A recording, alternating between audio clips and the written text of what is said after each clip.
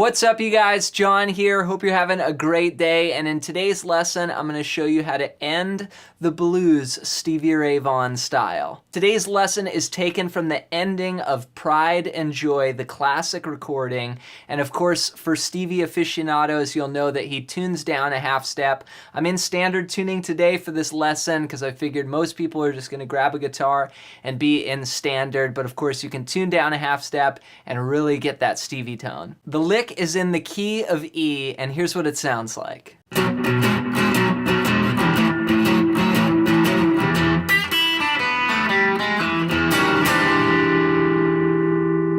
So we're coming out of the 5 chord, we're ending that 12-bar blues progression, we're in the last 4 bars. So you can play a B, you could do this sort of blues rhythm like this, which would be up on the 7th fret of the low E, and the 9th fret of the A string. And we'll be going,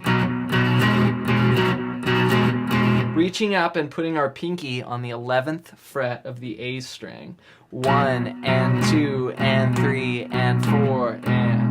Then we're going to drop it down 2 frets to A, the 4 chord. 1 and 2 and 3 and 4 and then what I like to do is just hit the low E open string. And then on the and of 1, you're going to go up to the 3rd fret of the high E and bend that note just subtly. It's like a blues bend, like a quarter step bend.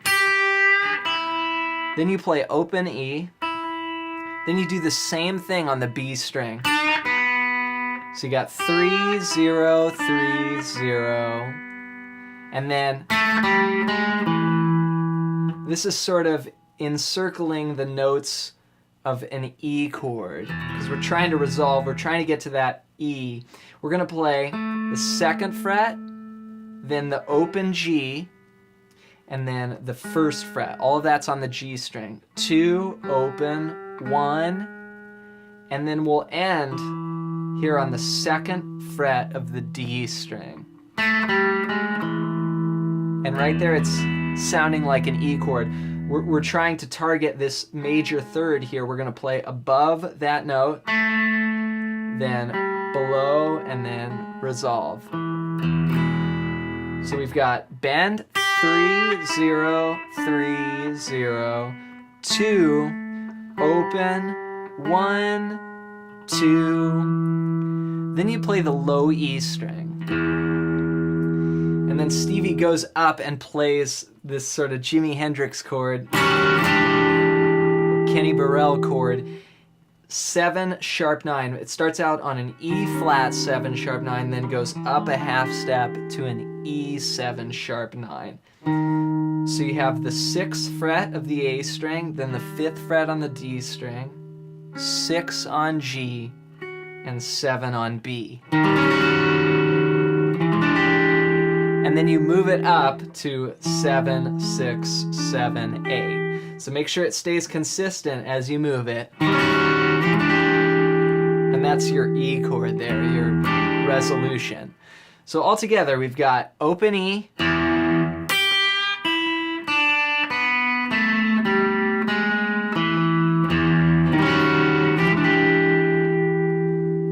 and then in time, 1 and 2 and 3 and 4 and 1 and 2 and... Now, if you wanted a little less dissonant, that ending chord is pretty dissonant. It's like pretty in your face, right? You know, 7 sharp 9. Clapton might use something like the dominant 9th. A little something like that. So what you do is instead of having your... If I go back to that first shape, E flat 7 sharp 9, and take my pinky, which is on the 7th fret of the B string, and just back it down 1 fret to the 6th fret, you've got E flat 9. So here's the sharp 9, here's the natural 9. And what you can do is do the same just half step approach.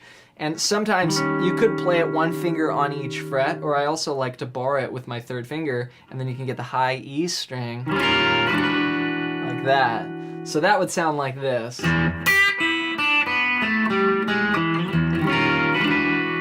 That's a little bit more, not as dissonant, not as much tension. The other one, the true Stevie Ray Vaughan Pride and Joy is...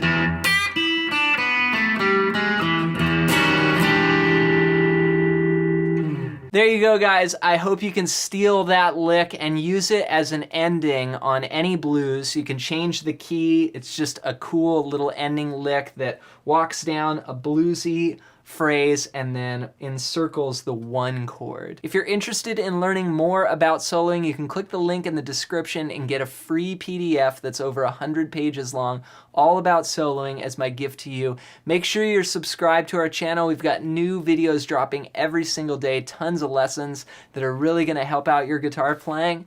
Thanks so much for your support. Also, if you guys want to follow me on Instagram and the other social media, I'll leave links below. We'll see you guys in another lesson real soon.